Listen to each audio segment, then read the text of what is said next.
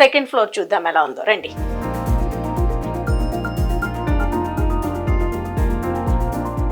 ఇక్కడ చూసారు కదా, మనకి ఇక్కడ పూజ రూమ్ అనేది పైన ఇచ్చారండి.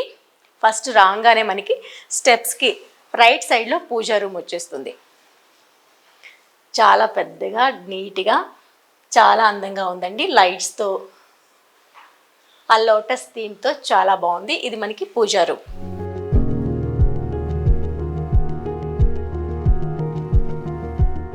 హాల్తో పాటు ఇక్కడ టీవీ యూనిట్, అలానే మనకి అటువైపు బాల్కనీ వచ్చింది.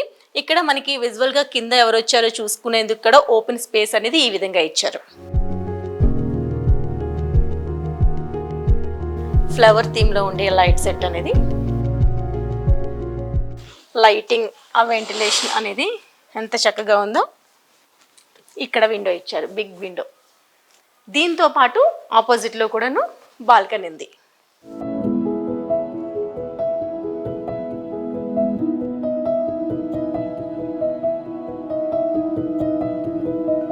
ఓపెన్ చేస్తే చాలు, ఇంకా ఏసీతో పని లేదు, ఏసీతో కూడా పని లేదు, అంత చక్కగా ఉంది.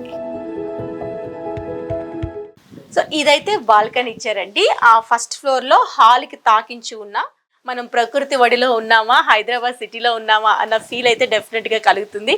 ఇక్కడే మనకి స్విమ్మింగ్ పూల్ కూడా కనిపిస్తుంది పక్కనే.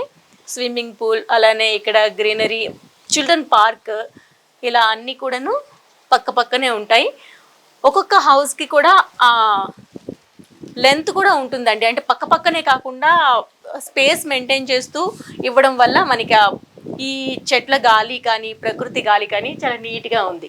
ఇలా చూసినా విజువల్ అనేది చాలా బాగుంది. ఒకసారి ఇటువైపు చూసుకోండి ఎంత బాగుందో. ఇలా వచ్చేస్తుంది. చూసారు కదా, విల్లాస్ అన్నీ కూడాను ఒకే థీమ్లో చాలా బాగుంది.